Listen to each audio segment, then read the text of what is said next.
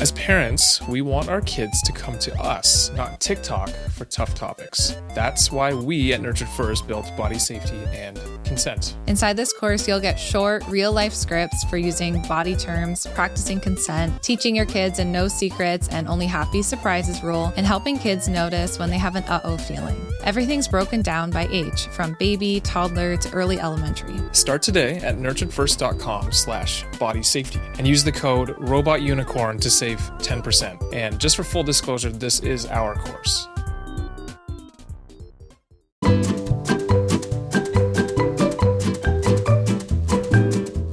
Welcome to Robot Unicorn, hosted by my parents, Jess and Scott. I hope you enjoyed the episode.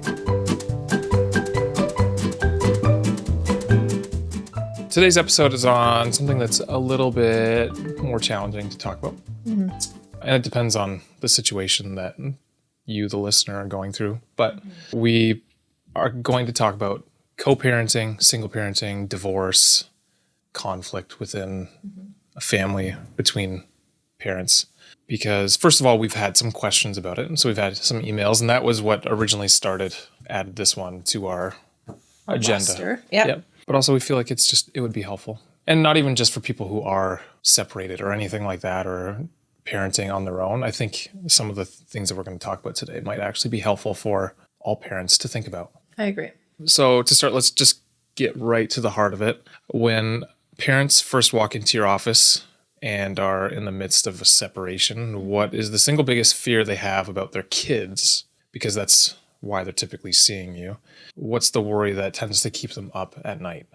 It's if we separate, how will that impact the kids? And actually, I don't do couples work, so I can't speak to this in terms of couples work. That would have to happen. Yeah, we have other therapists that do that on our team. So by the time someone's getting to me, they pretty much are determined that they are not going to stay together. And it's how will our kids be?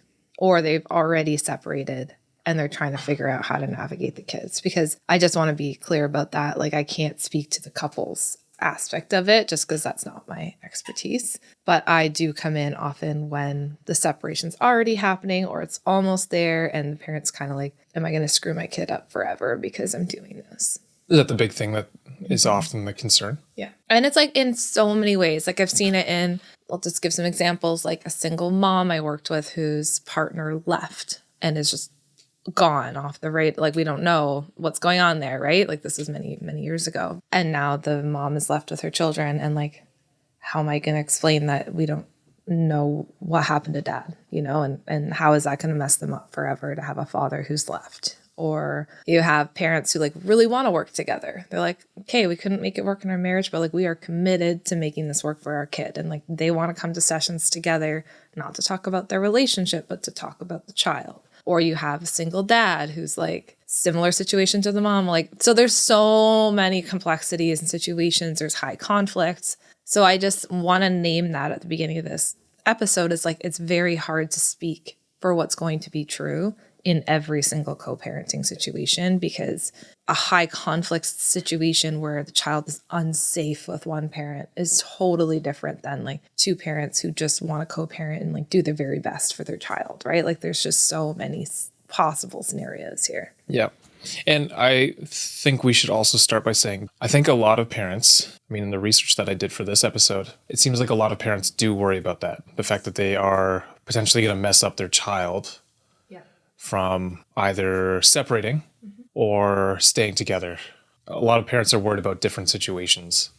But what I found was there's actually quite a bit of hope for parents to take a hold of and understand that it doesn't necessarily have to mess anything up. Your child can still develop in a healthy way, and they can still have super positive outcomes later in life as long as they have that peaceful, predictable bond with at least one caregiver. Yeah. Preferably with both, but if that's not possible, it still leads to beneficial outcomes later in life. So if they have that, if there's one parent that's stable for the child, it seems like that's just an amazing thing. Mm-hmm. That relationship that they have is what. Absolutely. Yeah. I think there's so much hope in that, to have that one person who's stable, who's reliable, who's consistent, who has the structure for them, shows the best long-term outcomes, no matter what. And also, I think a lot of people are like, should we stay together for the kids? And I think that is something that we wanted to talk about too. Like you said, there's a pervasive myth that staying together for the kids is always the best option.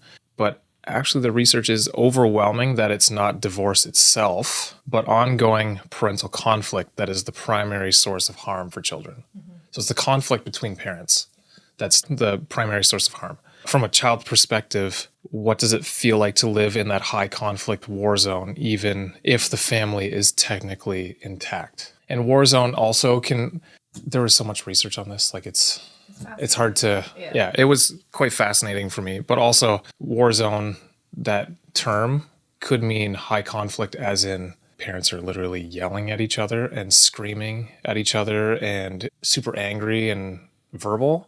Or it could be like the Cold War version where they're ignoring each other and like rolling their eyes. Yeah, they're giving each other the silent treatment, all that stuff. In terms of the research, it didn't seem to differentiate between that is still conflict, a high conflict situation, and that is what harms a child. Like, I love to think about it as like in all relationships, there's going to be a conflict, in all marriages, romantic relationships, there'll be conflict at some point, right? But are you able to work together as a team to try and resolve that conflict? Is that conflict for a period of time, but then it gets better? Like, so it's not to say like always just split up as soon as there's conflict, because it's bad for the, people need the nuance to be brought in. Fair enough. Right? So it's not to I'm say. not saying. As soon as there's any conflict, just end divorce. it because it's better for your kids, right? Of course, every relationship sometimes has periods of conflict that you can work through and you can get through and be stronger on the other side. So it's not about that. But it is about if you in your heart, and like the same with your partner, are like, we know this isn't going to work. This isn't working. We've been trying to make it work. It doesn't work. We're fighting constantly, or we give each other silent treatment. It's toxic. It's unhealthy. But we've decided it's better to be in this toxicity all the time for the kids. Yeah, because we're together. That's where I think the research likes to invite parents to say, like, you don't have to stay together for the kids. And actually, if your home is constantly filled with toxic fighting or silent treatments or whatever, your child's going to be in a constant state of alarm, dysregulation. Like we've said this on many, many episodes before, a child can only be as regulated as the most dysregulated parent. So if both parents are constantly fighting with each other, your kids are going to always be in the state of alarm and dysregulation. And in that case, it's not better to say, well, at least they have two parents who still live together. Yeah, right. If separating would lead to a stress reduction in both parents, like less fighting, less conflict, and you could actually start to just take care of your kids and provide that consistent environment that you need. And so for some parents, hearing that research is the permission slip that they need to say, I've already known this isn't going to work, and I'm putting myself back into this environment where I'm fighting every single day. And that helps me have permission to say, maybe it's okay if we separate and we can just focus on giving the kids what they really need. Yeah. And we can't do it together. I do think, at least what we heard in our communities too, is it's always better to stay together. Yeah. There was no nuance in that at all. And the research proves quite the opposite, that it is not always better. Doesn't necessarily mean, again. Yeah. Just split up with your partner. Yeah. We're not saying that. No. But again, it's better for a child to live in a stable home. Mm-hmm. Studies show that kids do better developmentally with low or less conflict. And family structure is mostly irrelevant if they live in a constant war zone. Yeah. Family war zone, even a Cold War zone. Yeah. You know what I also think? Like, outside of the fact that when you're fighting or silent treatmenting or whatever, and this is like long-term ongoing, things aren't getting better with your partner, it's just always a struggle. Of course, it's going to make your kids dysregulated because they can't like find their calm from you. But I also think in those situations, it's showing your child what a relationship looks like. If everything we always talk about, it's like, you're the model for your child. And so something I think about, and sometimes this is where this is the deciding factor for some of the people that I've worked with, it's like, I didn't want to model that to my kids and to show them that like that's what they should expect in a relationship, because I knew every day when they watched us interact or they watched us fight or they watched us give each other silent treatment that they were learning that that is what they should tolerate from a future partner. And I didn't want that for them. And that's why I left. So I think that's like, not only are your kids dysregulated, but they also are looking to that as the example. And sometimes that's the motivation a parent has for deciding to leave in that situation. This is sort of related to the last question, which you didn't answer, by the way. What does it feel like to live in that for the child? But a core concept that you talk about often is attachment theory. So you don't say attachment theory, but you talk about attachment and bonding and everything. Always. And the idea that a secure bond with a parent acts as a kind of psychological immune system for a child. So if they have that bond, it helps them understand how to regulate their emotions and how to have relationships with others. Can you break down what that actually means in this context and why separation can feel like such a huge threat to a child's fundamental sense of safety? Yeah, and I'm thinking back also to the question about like, what does it feel like, right? And I think, yeah, that's very related to attachment. Like if you think about as a parent, when you're in that situation and you're constantly fighting, you're at war with your spouse, and your own attachment needs are not being met within your relationship, and you're feeling constantly frantic and frazzled, it's really hard to pour out then and give your child what they need if you're not getting what you need. And in fact, like you're getting the opposite of what you need all the time. And it's really, really difficult to then show up as like this loving, present, calm person if it within your own body as a parent, you're frantic and frazzled and dysregulated all the time, right? Like how can you do it? It's very, very difficult. And so then the child starts to feel frantic and frazzled inside of their body, right? It's the same way you're feeling. And then what we know is when a child starts to feel frantic, they start to worry about their attachment, their relationship with their caregiver. They start to engage in behaviors that are a way for them to like bring you close. But they're often look like whining, crying, misbehavior, challenging behavior at school. And a lot of like, this is why I have a lot of parents who are going through this who end up seeing me because after the fact, their child's struggling with all this behavior. But what I see is a child with a very alarmed body who is trying everything they can to get their attachment needs met. Just they're doing it through this behavior that also kind of makes us want to push them away more, right? And then so the whole family system just starts to crumble. And that's usually where I'm coming into a family by that point. Then it's about trying to restore that sense of safety and attachment, like getting that relationship back so that the child can soften and not feel so frantic towards their parent and get back into right relationship with them, right? And so all of that, I think, answers your question of like, if a child's attachment needs aren't being met, it's going to come out in behavior. It's going to come out in them being alarmed. It's going to come out in all sorts of ways, but it also starts with you. If you are constantly not getting your attachment needs met, it's really, really hard to pour that out to someone else too. Right. And that's why I have so much compassion for parents in these situations, because it's like, it is so hard to give your kids what they need. It's pretty hard to model like when you're going through it, right? Yeah, that's probably the most stressful thing you could go through in life, right? Especially if you have kids involved too. It's very complicated. It's already so hard. And then you really just like your body in like a fight or flight mode, like it just wants to take care of itself, like just wants to take care of you. But then you have these children who also need you. And it's like, it is very difficult on a parent. So I just want to acknowledge all of that, because I think a lot of parents who are in this situation who listen are like, well, how am I supposed to be calm? That's like, you're right. And so that's where it's like, doing your own work, sometimes going to your own therapist, figuring out what you need to get your own needs met. It's actually like the first step, because it's pretty hard in these situations. So just acknowledging that. Yeah. I think we should try and get a little bit more practical here. Okay. So based on what I was reading in the research, and you can correct me if I misunderstood anything here, but the number one job for parents during this kind of situation is conflict shielding.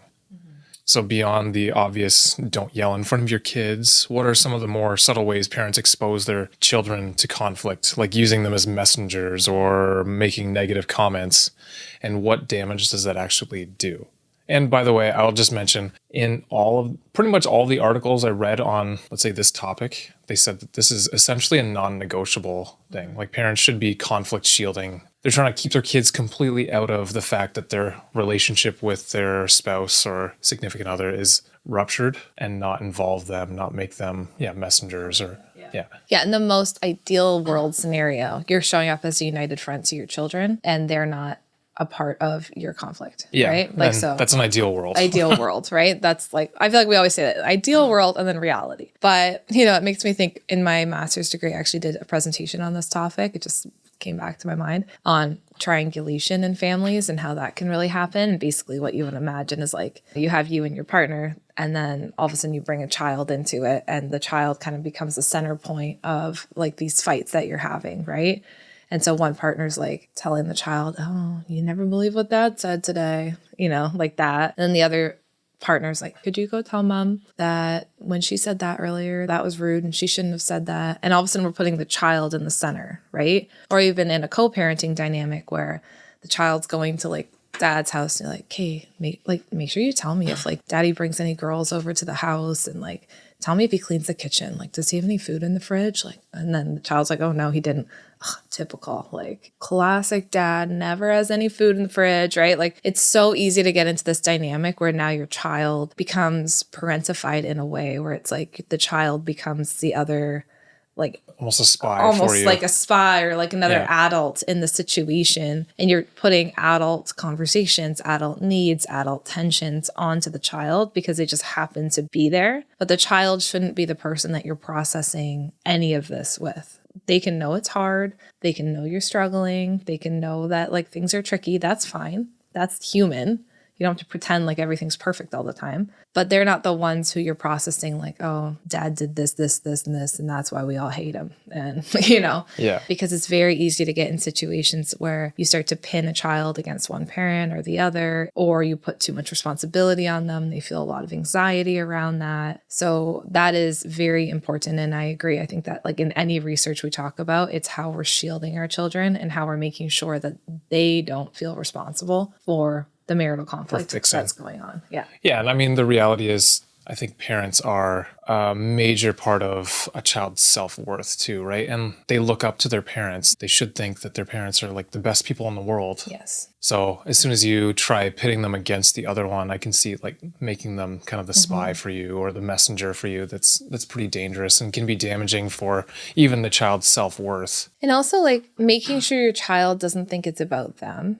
Yeah. I've had situations where a child's like, they know their parents are fighting, but they don't know what it's about. And they're like, oh, it's probably because I never listen. And then the child's like, no, they're probably fighting because I never listen to them. And, I'm always in trouble. That's why they're getting a divorce. So we want to also make sure we're asking, like, you don't have to give your children every single detail, right? But you want to make sure that they know that your marriage, your relationship, whatever's going on there is not their fault. And it doesn't have to do with the way that they behave. Like, this is an adult thing. You love them. They're good.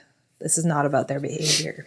How truthful should you be with your child about, let's say, even what, because they're going to have questions about why are you separating? Like, why are you not living together anymore? Or why are you so mad at each other?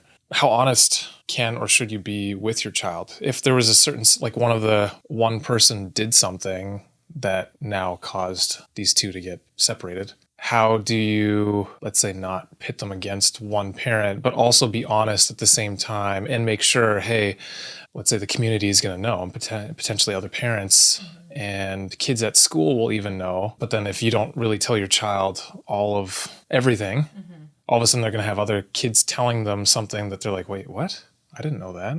It's a very broad question, but I think, yes, because I think it's also like age appropriateness for something. So, for example, like what you're going to tell a 3-year-old might be different than what you're going to tell like a 13-year-old, right? And I think it is actually important to say that, because I've had parents who are like, I heard that you have to be honest. And then they like told their 5-year-old like every detail about something that was going to be way too much for their 5-year-old to process, right? Yeah, I guess more what I'm wondering is, okay, we talk about it in an age appropriate way, but let's say if a separation is due to the fact that one person did something specific that was the most hurtful thing that they could possibly do to their other parent, how do you explain, like, this is what happened, but also not make that child pissed off at that other parent? Or is it okay that they're upset with that parent, but is it fair to, like, for the other parent to explain that to the child? And, like, it's also through probably a very emotional and biased lens too then. I don't know. It's a complicated thing, right? I wouldn't explain it on your own unless you're like totally have to. Like in the scenario I'm saying where it's like the one parent literally is gone. Like then you have no choice. So you have to explain that the parent left, right? I think what the child needs to really know in these situations is like,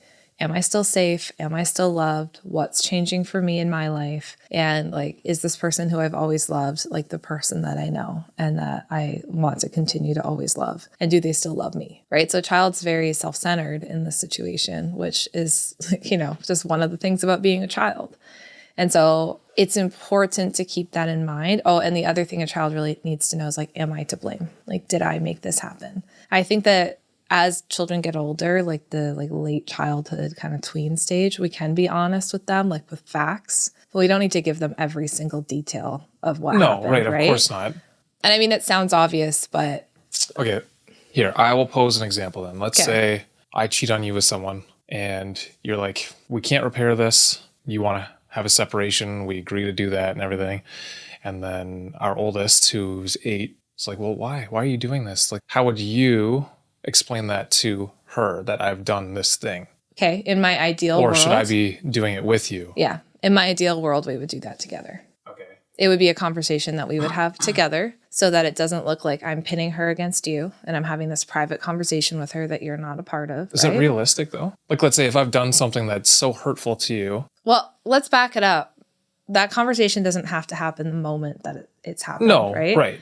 I think it's important to like say that because oftentimes in like the heat of the moment, this is when parents tell their children like all sorts of things. And then later they're like, oh, I wish I never said that, but it's too late because I was like so frazzled and so upset that I told them that daddy did this terrible thing. And now I'm like, that's how I told them. And now I have to deal with that. Right. So like, I just like to encourage parents, like, not every conversation has to happen when you're trying to figure stuff out. Yeah, but it could take years to figure it all out, though, right? But like you can give yourself a month or something to just kind of settle yourself a little bit. So I'll give you a couple scenarios. One thing that my therapist has always said is like, think of 3 scenarios and then just choose which one makes the most sense and you respect the most. So whenever you have a hard situation, think of 3 things you could do and then just choose one of them. And I always really like that because there's always multiple ways of responding to things. It doesn't always have to be like this one way. So in an ideal world, I think the parents would be able to show that united front and have that conversation together to be like, look, we are having struggles because things like cheating don't happen for no reason, right? Yep. So it's like we are having struggles in our marriage. A lot of people have struggles in their marriage. It has nothing to do with you guys. This is something that we are going through as part of the struggles that we were having, and then maybe you would explain like we were having a lot of struggles with mom. I was having a hard time myself and I made a big mistake and I was talking with another person, and I want you to hear that from me because you might hear it from somebody else. And I need you to know it from me before you hear it from somebody else that this happened. Right. And I would in a self-aware parent situation, they're self-aware enough to be like, likely this child's going to find out. I would rather it be from me. It's like not the uncle making some flippant comment at Christmas or a cousin or whatever, right? Honestly, kids at school. Or friends, I feel like or whatever. Usually as parents, other parents from school and then their kids will know, which will be likely friends with your kids. So I just foresee kids learn a lot from school. The best in that situation, I think, would be for the parent who did the thing to take ownership and be like, this is what happened. It wasn't about you. I love you. This is a mistake that I made. And now because this has happened, this is the consequences. And not pinning it on the other partner to be like, she won't let me come back in the house or whatever it is, right? Yeah. Again, trying to be that united front as much as you can. And even then, if your kid's a little bit older and can understand what cheating means or whatever, like that will be more complex. But for even like the 8-year-olds in that situation, it's going to be, okay, well, what about me? Like, what does that mean for me? Yeah. And so I think parents should keep that in mind too, of like, you can tell them all these things that you did, but at the end of the day, the younger kids are going to be like, okay, but what about me? Like, what does that mean for my life? Am I in trouble? Is it my fault? Where am I going to sleep? How does this look? And so making it a lot more about, and this is what your life's going to be like now. And like, let's talk about it. And yes, even though we're not living in the same house, we both still care about you. And we want to make sure that you're doing as well as you can. Making it about caring for the child versus like telling them every single thing about the mistake that you made and keeping it open for like, this will be a topic that I'm sure will continue to come up in our lives. Like, I want you to know that you can ask me questions. Like, I made a mistake. I did something wrong and I shouldn't have done that. And now this is what's happening. And I just want you to know you can ask me questions and we can talk about it. But my love for you like does not change. And, you know, I think having those conversations will be helpful, whether or not it's like together or you have to have them separate because you can't do it together. Yeah, because what you're saying sounds very ideal and logical and like it's all going super. Of course, yeah. Yeah. We're just separating and yeah, I feel really bad. But I feel like a lot of situations are not that easy. No, absolutely. Again, that's like the ideal scenario. But sometimes it is like one parent has to have that conversation, right? Yeah. Well, I just think about it in terms of the conflict shielding and how you actually have that conversation without involving them in the conflict, but trying to give them the reason that the conflict is even happening. But again, you're not trying to pit them against, and I mean, they're allowed to have their feelings about the parent who made the mistake anyway. But I just feel like if you're in an emotional state, even a month later, they're still going to be emotional about it, right? I don't know. That's a very challenging. Right. And that's why I'm like hesitant to be like, here's a one size fits all of like how you should have this, because it's very case dependent on like what's happening. And so I'm very mindful of like, I don't want to say something and then a parent does that. It's like totally backfires on them. That's why I keep coming back to like, what do children need? What do they need to understand? They also do need to be able to ask questions and get honest answers, because sometimes the answer that they have in their mind is far, far, far worse because they are very imaginative and they have lots of like ideas of what could have happened than what actually happened. So that is why you do need to be able to answer them factually when they ask something without giving every single detail of what happened, because they will likely just come to their own conclusion then, and that conclusion might be totally off base or way completely worse wrong, than what happened, or they blame themselves for or they blame themselves. So like know that kids are going to be curious, they're going to have questions, and when we can give them factual, honest answers without making them feel like now they have to choose, or now they have to hate their one parent, or they're unloved by the one parent's awful, like just trying to be neutral about it while still like you can let them see you cry. You can let them see that it's really tough, but they just need to know they're not going to be alone in that. That's like the real key, I think. And it's not their job to fix anything. Right. And that like for especially, I think it's for sensitive kids, they often like come in like, if I could just get my parents back together, you know, and like you see them like try so hard and be like, hey, like this is an adult responsibility. This is between us. We are going to figure this out. Like your job is to be a kid and to still enjoy your life, still go to school, still have all these predictable things. And like you try and like give them the predictability, the routine, the structure as much as they've always had it, as much as you can in this new way. And reminding them their role versus your role, I think is important as well.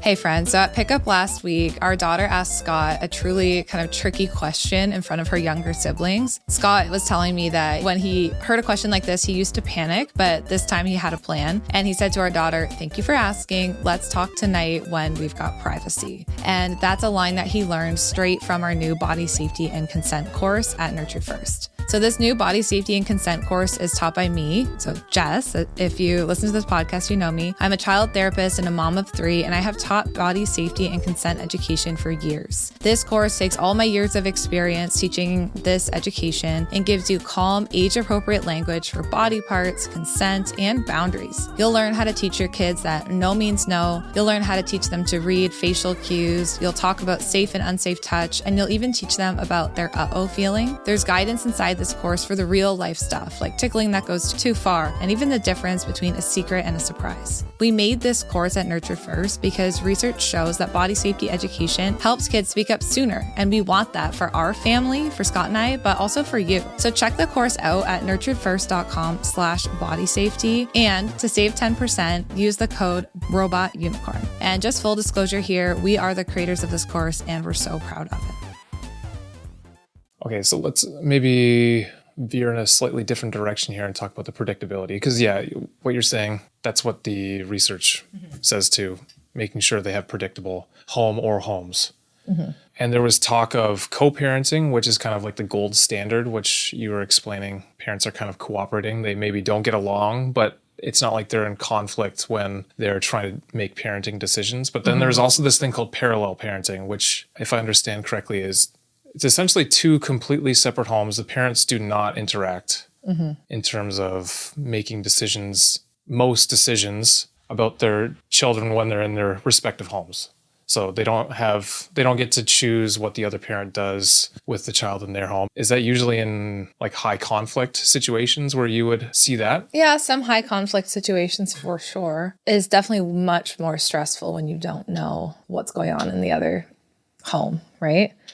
Right. But is it real? The thing is it realistic if it's such a high conflict relationship that the parents have to expect them that they're going to co-parent and make decisions together? No, like I would say the parallel parenting, if anything, like I actually see that in my work a lot. Okay. Where I'll have one parent come to me and they're like, well, the other parent's not interested in doing the work together. They would love for it to happen, but it's just not going to happen, right?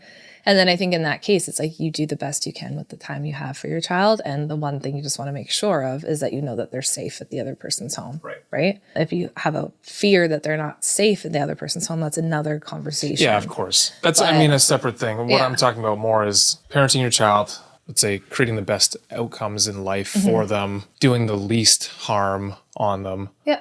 Then it's about the predictability of like when I come to, let's say, dad's house, I know these are the things that we do, right? Yeah, these are his rules. And there's that predictability, which gives that feeling of safety to the child. Like when I go to dad's house, I know what it looks like. I know we do one movie night. I know this is what screen time looks like. I know when he goes to work. I know how he tucks me in at night. There's that consistency, that routine. And I know when I go to my other parents' house, this is what it looks like. It's totally different than dad's house, but I know what it looks like. And there's like some consistency to it. I think that's the best thing that you can do for children. Like the hardest thing is if they're going house to house and they have no idea what to expect every time they're at either house. That's going to make them really dysregulated. Right. So I think it goes back to always, like in every conversation we have, is like we know what kids need. They need structure, they need routine, they need time to play, time to rest, time to like cry in the arms of someone that loves them. If we can give children what they need and they're in two homes, we're still giving them what they need, right? So that I think when we can always take it back to like these core things we know from like decades and decades of research kids need and just focus on that like simplifies things quite a bit. It does, but it's kind of, it's easy to say when you're not super stressed out about it. Simple, but not easy. Yeah. Okay, here's a little bit more nuanced topic for you. Love it. Or a question. The challenges of co-parenting or parallel parenting are often magnified when a child is neurodivergent. Mm-hmm. Consistency in routines and sensory environments becomes even more critical. Mm-hmm. Do you have any specific advice for parents trying to create that comfortable consistency across two homes for a child with ADHD or autism? Yeah. My most ideal advice is like, even if you can't talk about anything else, but like, can you agree that you want what's best for your child in terms of like supporting them in their neurodivergence, like their unique needs, right? I'll have parents who will come to coaching with me who are like, every other topic's off limits. Like we don't even want to work on the relationship outside of this, but we do want strategies for supporting our child because we know they have unique needs and like we need to have a plan for what we're doing. And I think that's so beautiful and respectable when parents can come together for that.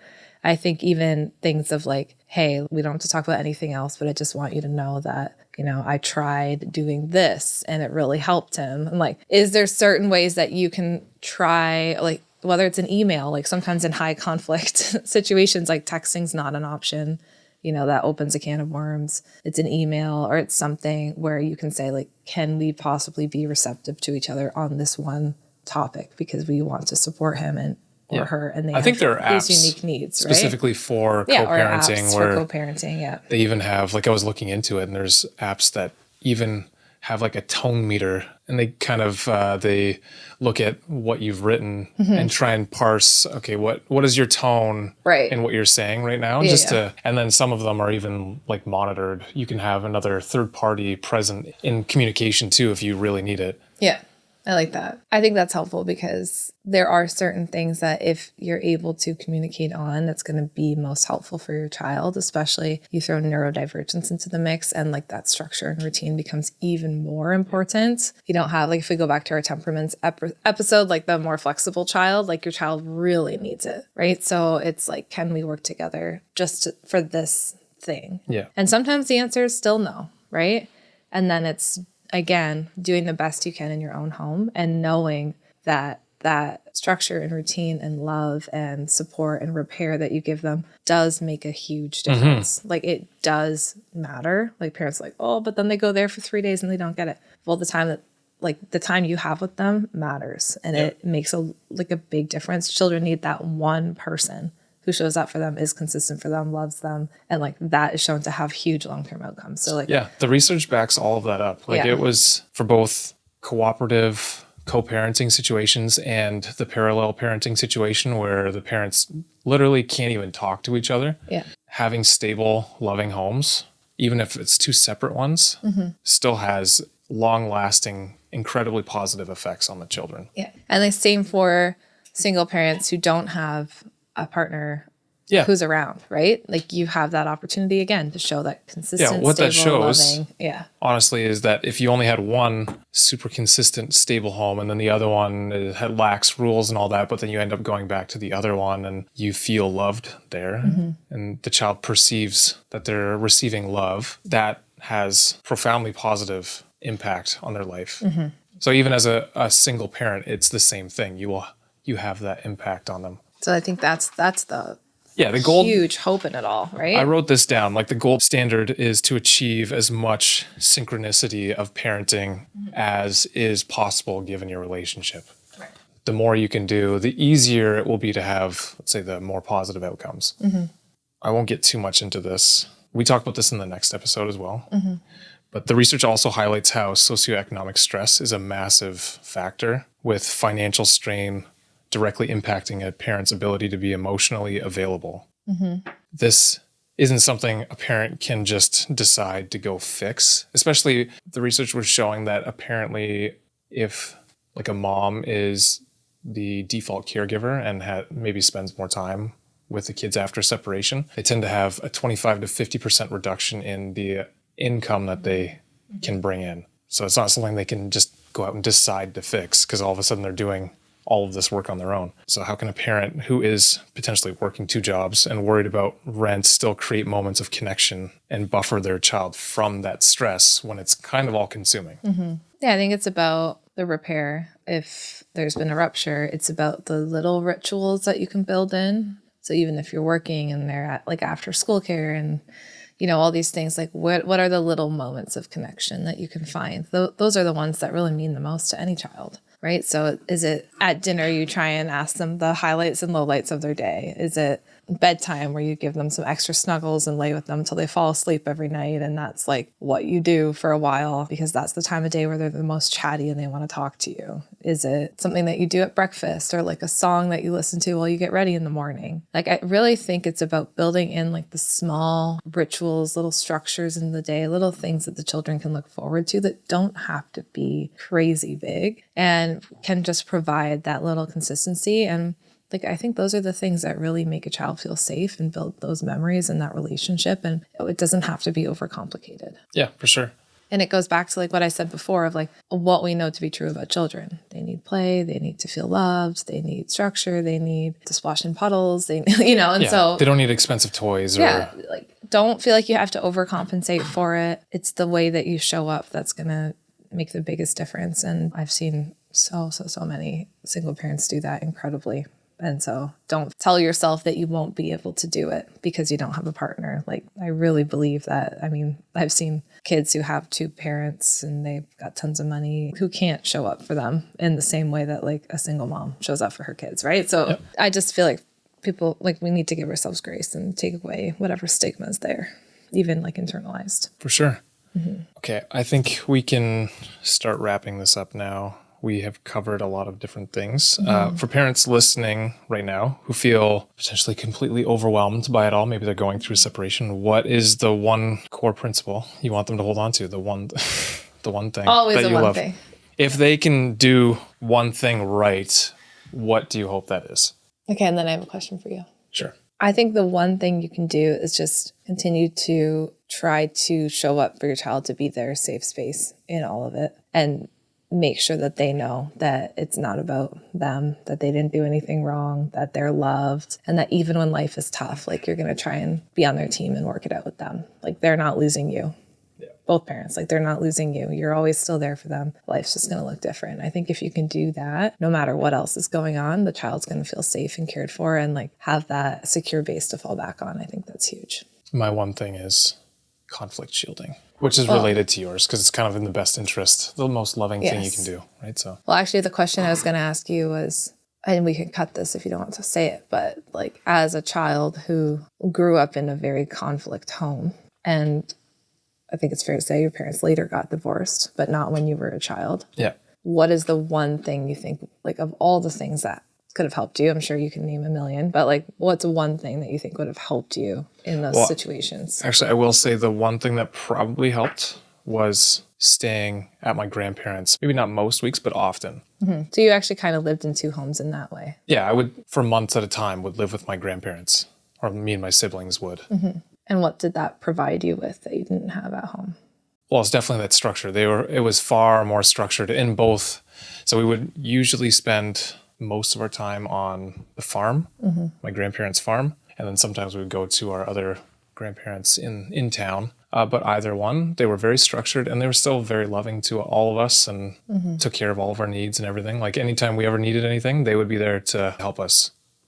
So you, I think, are a prime example of you had one home that had structure or one place that had structure and then another place that didn't. But the place that had structure still stayed with you, even though the other place didn't, right? And so I think that's like really hopeful for a lot of people who are in that situation. Like I am imagining the people listening to this episode are the people providing the structure, and then sometimes the other parent isn't, right? Yep. But to say that that matters and is going to really be this huge safeguard for your child throughout their life, I hope is hopeful for them. Yeah, because I would say my grandparents, very imperfect, but provided the real necessities for us in general. So I think it could have been a lot different if we did not have that, where we were living essentially at our grandparents for months at a time. And you had the structure. So yeah, it doesn't mean it was perfect, but like you had some things you could rely on when life felt tough. And I think that's huge for kids and hopefully hopeful for anyone listening. Yeah. Oh, I wanted to add one last question that's a little bit different, but because this is a far more challenging life scenario that some people go through, a lot of parents go through, I wanted to ask, when should a parent be concerned that their child's struggles are more than just a normal adjustment to divorce? And what are some red flags for a school-age child or teenager that tell a parent, okay, it's time, we should probably look for some professional help? Or should they just, if they can, immediately get professional help? I mean, if you can, and I would say not even necessarily for the kids, but if you can for yourself, find a therapist who can kind of support you through the process and make sure that like you can show up for your kids in the way that they need. I think that's great. And I would definitely say, and then I would also say, if you think your kid needs help, then try and see if you can find it. And is there like a way to tell if, hey, this is just a normal adjustment to a huge life change, or this is a real problem that we're seeing and we need some help? I would say I would be concerned if their behavioral issues are impacting the quality of life. Like, so it's one thing, like they're having big meltdowns and they're having struggles, but like your child like can't go to school anymore. They can't hang out with their friends. Like they're shutting down. They're like not enjoying life the way that they used to. Like those would be concerns for me. Another concern I would have is if a child like refuses to talk about it. Like sure, if it's been like a month and they're not ready. But if it's been going on for a while and they refuse to talk about what's going on, like that tells me they're pretty defendant and like they're struggling with something. They don't want to talk about it. Like if they haven't cried about it, like I actually would rather a child who's like crying, saying this is really hard and, you know, I miss the way things were. At least then you have a child who's vulnerable and like talking to you. But if a child's like not at the point where they can talk to you about it, or they like just get really silly and this is like ongoing, real anger, aggression, impacting their grades, like inability to concentrate at school, all of those things would be to me signs that support might be needed. Does that not go hand in hand with that adjustment, sort of regardless of it being I'm talking a deeper issue, or? Yeah, but I'm talking like long term. Like it's one thing if that's happening for a little bit and then you're getting settled into your routine and your child's doing better. But if you're getting settled into your new routine and like otherwise like things are pretty settled and this is still continuing on, then I would say like, why not? Like if you can reach out for help, why not? Yeah. And just even if your parental instincts are like, I think my child's really struggling in a way that I like. Yeah, or if you feel like you it's really don't beyond know. my support, right? Yeah, if you feel like you really don't know how to handle this situation. Yeah. Then if you can, why not, kind of thing is what Yeah. I think. And it's not necessarily enrolling your child straight away into child therapy. Like sometimes kids don't need it. Like if their parents are consistent, like they're showing up, the structure stays there.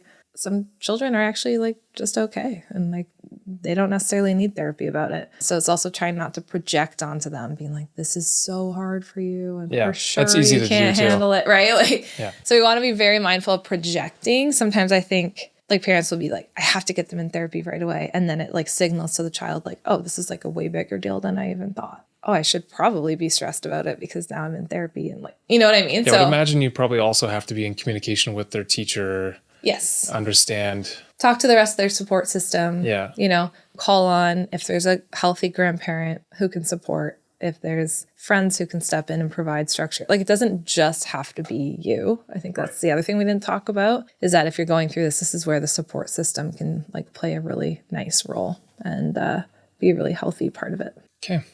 This was challenging because I feel like we did not give too many concrete, here's how we resolve this, because there's so many different possible scenarios here. Well, and that's honestly like really intentional on my end because I don't want to tell parents like do this when you don't know the complexities of what's going on. Right. So yeah, every situation is different and be much easier in a way if you're like, this is the situation and the parent is here and we're like talking them through it versus like kind of abstract with like thousands of different possible it's scenarios. because we've received a few different emails that I'm trying to, that were but like summing it up. similar enough, but there's still, every situation is different. The reasons that it happened are different. And But summing it up to like knowing what children need and being that safe person, like, I mean, that, once again, we're back to like everything. So I think that's like the simplicity, I guess, of what we teach here is that everything kind of comes back to those core principles, even like more complicated situations like this.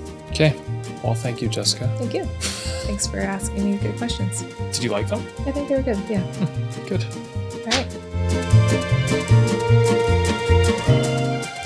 Hey friends, thank you so much for listening to today's episode. We are glad that you are here. If you enjoyed today's episode and found it interesting, we'd really appreciate it if you'd leave a rating and a review. Scott and I actually sit down together and read them all. A 5-star rating helps us share our podcast and get these important messages out there.